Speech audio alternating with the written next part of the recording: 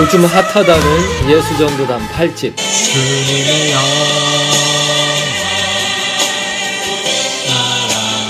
프레젠테이션에다가 이렇게 악보 자체를 쏴주는 나라는 우리나라밖에 없는 것 같아요. 굉장하지 않아요? 어느 나라가 악보를 읽을 줄 아는 사람들이 이렇게 많겠어요?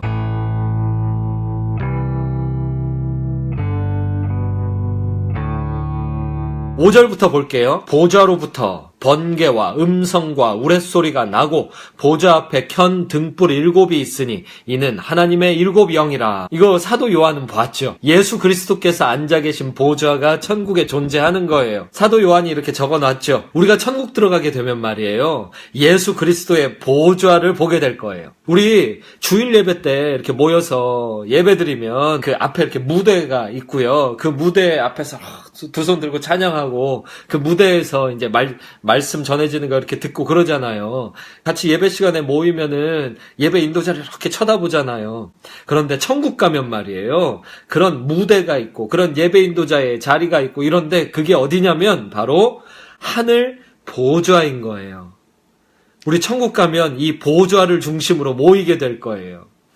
이게 어떤 것인지 가봐야 알겠지만요, 보좌가 있다라는 건 확실한 거예요. 이 보좌에는 예수 그리스도께서 앉아 계신 거예요. 보좌로부터 번개와 음성과 우레소리가 나고, 번개, 음성, 우레소리, 이거 출애굽 시대에 모세가 경험했던 그거죠. 이스라엘 백성들이 함께 들었던 하나님의 음성이죠. 또 그 보좌 앞에는요, 켠 등불 7이 있어요. 요한계시록 이 자체 안에서 이 7개의 불이 자꾸 등장하는데, 그게 요한계시록 1장에 보면요, 4절에서 7 영이 등장하고요, 그 뒤에 또 12절에서, 그리고 그 뒤에 7 별이 20절에서 등장하죠. 요한계시록 1장만 가지고서 요것을 해석하더라도요, 이 보좌를 두르고 있는 그 7개의 별, 7개의 촛대, 7개의 영, 그 7이 존재해요. 그런데 요한계시록 2장 3장 넘어가면 7개의 교회가 등장하죠. 그래서 우리가 이렇게 요한계시록 안에서 추측해 볼 수 있는 게 있는데, 그게 바로 교회들인 거예요. 이 보좌를 에워싸고 있는 그 교회들이 있는 거예요. 천국 가면 교회가 있게요, 없게요? 천국에도 교회가 있는 거예요. 이 땅에서 교회가 있는데, 우리가 나중에 그 하나님의 영광을 직면해서 보게 되는 그 천국에 가게 되면 거기도 교회가 있는 거예요. 이게 어떤 모습일까요? 거기도 교회가 있는 거예요. 너무 멋지지 않아요? 이게 있는 거예요. 천국 가서 우리가 교회를 또 보게 되는 거예요. 보고 싶네요. 빨리 가보고 싶네요. 6절, 보좌 앞에 수정과 같은 유리바다가 있고 보좌 가운데와 보좌 주위에 네 생물이 있는데 앞뒤에 눈들이 가득하더라. 천국에도 천국 바다가 있는데 말이에요, 그 바다는요, 이 땅에서와 같은 그 물이 덮여있는 바다가 아니라 수정과 같아 보이는 유리바다가 있대요. 이게 지금 사도 요한이 인간의 눈으로 보게 된 그 천국의 모습인데, 그걸 최대한 인간이 설명할 수 있는 용어로 여기에 설명을 해놓은 거죠. 하지만 이게 진짜 무엇인지는 우리 천국 가서 보게 될 때 그때 알겠죠. 아마 이럴 거예요. 천국 가서 우와, 이게 사도 요한이 묘사했던 그 수정바다구나, 그 유리바다구나, 천국에서 만나게 될 그 수정바다, 유리바다, 그 모습이 있는 거예요. 보좌 앞에 그 교회들 7개가 에워싸고 있고요.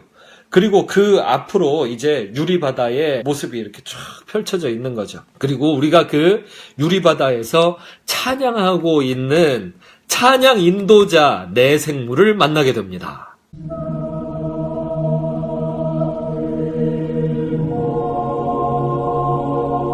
보좌 가운데와 보좌 주위에 네 생물이 있는데, 이 네 생물, 찬양 인도자들 네 생물은 앞뒤로 눈이 가득해요.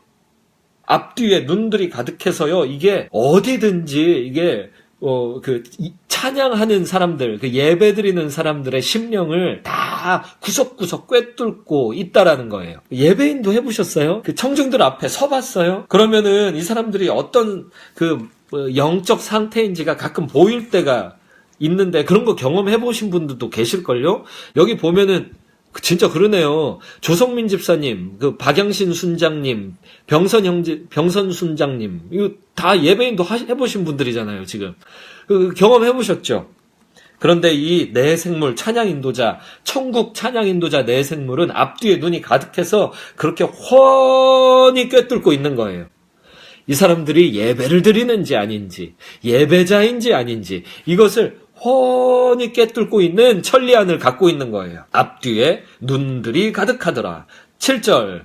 자, 이제 이 찬양 인도자들의 이름을 가르쳐 드립니다. 이 찬양 인도자. 하나의 이름은 사자, 하나의 이름은 송아지, 하나의 이름은 사람 얼굴, 하나의 이름은 독수리입니다. 이 7절에서 보이는 이 물리적인 묘사, 사자, 송아지, 사람 얼굴, 독수리, 이것은 물리적인 외모의 모습인 동시에 또 영적인 모습이에요. 이렇게 입체적으로 이렇게 존재하고 있는 거예요. 그렇게 해서 이 사자, 송아지, 사람 얼굴, 독수리 이것을요, 영적으로 한번 바라보고 이 성경에서 묘사하고 있는 사자, 송아지, 사람 얼굴, 독수리를 생각해 본다면 말이에요. 몇 가지 떠오르는 게 있어요. 첫 번째, 사자. 구약에서 사자 이렇게 등장할 때는 힘과 왕권을 상징할 때예요. 그리고 송아지, 이거는 이렇게 섬기는 거죠.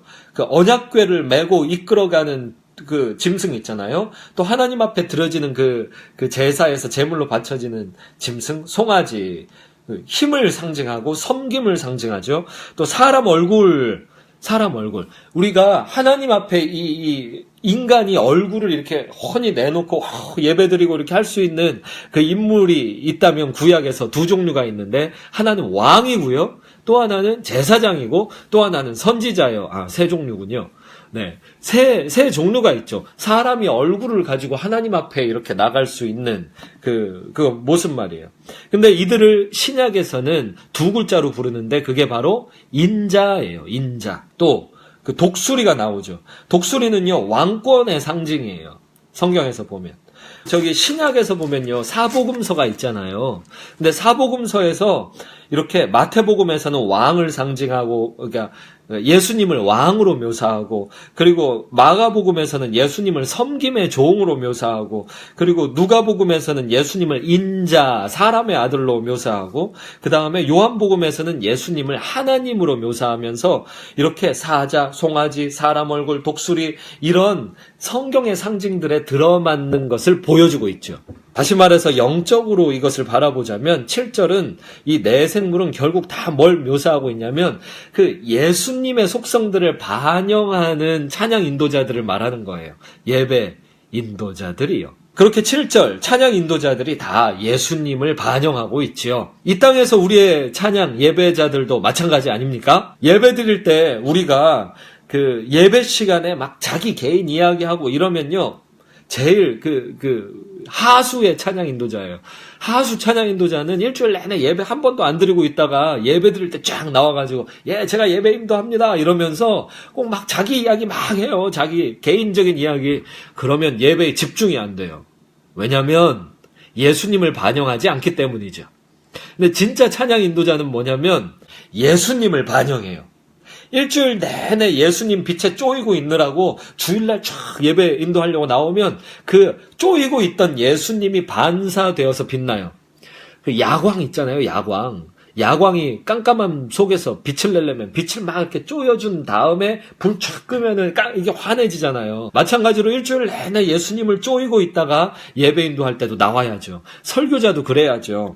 예배자들도 그래야죠. 그래야 서로 이게 예배, 주님의 이름으로 화답할 수 있게 되는 거죠. 예배 시간에는 예수님이 떠올라야 되죠. 예수님을 나타내야 되죠. 그런데 천국 찬양 인도자 7절 네 생물들은요, 각각 예수님의 속성들을 하나씩 맡아서 그것을 반영하고 있는 거예요. 사자, 송아지, 사람 얼굴, 독수리, 이렇게 얼굴에 그 앞뒤로 눈들이 달려서 찬양 인도자들이 찬양하는 사람들의 모습을 훤히 꿰뚫어 보면서 예수님께 집중하고 집중시키는 일들을 하고 있는 거죠. 네 생물은 각각 6 날개를 가졌고 그 안과 주위에는 눈들이 가득하더라. 자, 얼굴에만 있는 게 아니라 온 몸에도 눈들이 가득해요. 그리고 각각 6 날개를 가졌어요. 성경에서 이렇게 날개를 가지고 예배드리고 있는 그런 모습을 묘사하는 거 기억나시는 거 있으세요? 성경에서 말이에요. 언약궤 위에 이렇게 덮고 있는 천사들 있죠? 그 천사들이 각각 날개를 가지고 이렇게 덮고 있죠? 이 날개는요, 여러 가지 상징이 있는데 구약에서 이렇게 이야기하죠. 주 여호와를 앙망하는 자들, 여호와를 의지하고 여호와를 바라보는 자들, 믿는 자들은 정말 힘이 없어지지 않는다. 독수리가 날개치며 날아오르듯이 새 힘을 얻으리로다 묘사하고 있습니다. 마찬가지로 이 내 생물 예배자들은 말이에요. 주님 앞에서 힘차게 주님이 주시는 힘을 가지고 이 예배 인도를 하고 있는 거예요. 이 내 생물들이. 또 상징하는 것, 이 날개 자체는요, 겸손을 상징합니다. 겸손. 날개는 이렇게 예수 그리스도로 내 몸을 이렇게 덮듯이 날개를 가지고 쓰는 게 이렇게 날아오르는 것뿐만 아니라 얼굴을 가리고 몸을 가려서 나는 보잘것없는 존재예요. 주님이 그런데 이 보잘것없는 존재에게 능력을 주셔서 찬양을 인도하게 하셨습니다 하면서 이렇게 자기 몸을 가리는 거예요. 덮는 거죠. 주님이 주신 힘의 날개로 자기의 힘을 가리는 이런 겸손을 또 상징합니다. 그리고 이 날개는요, 하나님이 맡기신 사역을 상징하기도 합니다. 하나님이 주신 힘으로 내가 그 날갯짓 하면 이게 바로 하나님이 나에게 맡겨주신 소명을 실행하는 게 되는 거예요. 하나님이 맡겨주신 이 일을 하나님의 힘으로 실행을 하고 그것을 겸손하게 실행을 하고 그게 소명인 이런 모습들, 이런 의미들이 이 날개에 담겨 있는 거죠. 이 찬양하면서 그들이 밤낮 쉬지 않고 이르기를. 자, 이제 이 예배는 어떤 예배냐면 24시간 진행되는 예배입니다. 자, 천국은 이렇게 시간이 24시간은 아니겠죠? 하지만 그 밤낮 쉬지 않고라고 이 땅 시간의 한계 안에 속해 있던 사도 요한의 눈으로 볼 때는 그게 24시간 진행되는 예배로 보였던 거예요. 천국 가면 이게 그 영원이라는 개념 속에서 진행되는 예배겠죠. 우리가 알지 못하는 그런 거. 근데 그게 어쨌든 이 땅의 표현을 쓰자면 밤낮 쉬지 않고 24시간 지속되는 예배예요. 그 예배의 내용은 뭐냐? 8절 뒷부분이에요. 거룩하다, 거룩하다, 거룩하다. 그 찬송가 그거 있죠. 거룩, 거룩, 거룩, 거룩, 거룩, 거룩. 거룩하다, 거룩하다, 거룩하다. 주 하나님 곧 전능하신 이여. 전능하신 주님. 전에도 계셨고 이제도 계시고 장차 오실이시라. 할렐루야! 지금 내 생물 찬양 인도자들이 이렇게 찬양하고 있는 거예요. 9절 그 생물들이 보좌에 앉으사 세세토록 살아계시는 이에게 영광과 존귀와 감사를 돌릴 때에 모든 영광과 존귀와 능력. 그 찬양 여기서 나온 거예요. 그 생물들이 보좌에 앉으신 분께 지금 모든 영광, 존귀, 감사를 돌려드리는 거예요.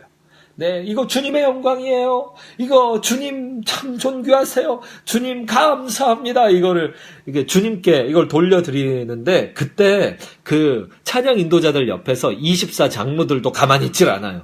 이 24장로들도 그 주님께 뭔가를 돌려드립니다. 9절 그 생물들이 보좌에 앉으사 세세토록 살아계시는 이에게 영광과 존귀와 감사를 돌릴 때에 24장로들이 보좌에 앉으신 이 앞에 엎드려 세세토록 살아계시는 이에게 경배하고 자기의 관을 보좌 앞에 드리며 이르되. 신약과 구약을 대표하는, 그러니까 이 지상교회를 통틀어 대표하는 그 대표자들 24장로들이요 주님 앞에 엎드려서요 그 찬양 인도자들의 찬양에 화답하면서 뭘 하냐면 우리 주 하나님이여 영광과 존귀와 권능을 받으시는 것이 합당하오니 주께서 만물을 지으신지라 만물이 주의 뜻대로 있었고 또 지으심을 받았나이다 하더라. 주님께 같이 찬양으로 화답하면서요 이 24장로들이요 자기의 면류관을 벗어서 주님께 돌려드리는 것을 보여주고 있습니다. 우리 천국 가면 상급 받겠죠? 그러면 사람들이 생각해요. 이 땅에서 어떻게 살았느냐에 따라, 믿음으로 살았냐, 어느 정도 믿음으로 살았냐에 따라 더 큰 상급을 받게 될 거다. 그러면 더 큰 상급을 받은 사람과 더 적은 상급을 받은 사람, 이거 뭐 천국에도 뭐 이렇게 빈익분, 부익부 뭐 이런 게 존재하는 거냐, 이게 어떻게 된 거냐 하는데 말이에요. 천국에서는요, 어떤 사람이 부자냐면 많이 받은 거를 몽창 주님께 다시 돌려드리는 그런 사람들이 천국 부자들인 거예요. 주님께서 주신 그 면류관을 이거 내가 받기에 너무 합당해요. 이러는 게 아니라 말이에요.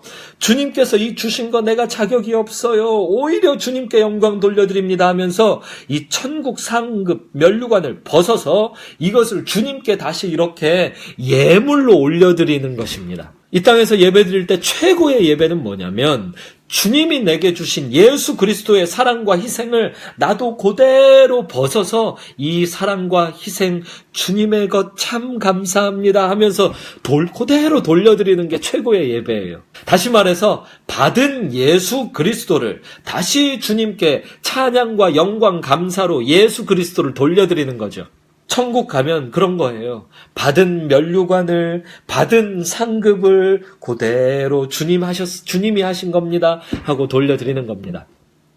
그게 교회의 대표자들이, 신약과 구약을 대표하는 교회의 대표자들이 하는 찬양의 모습이에요. 이게 천국 예배의 예물이에요.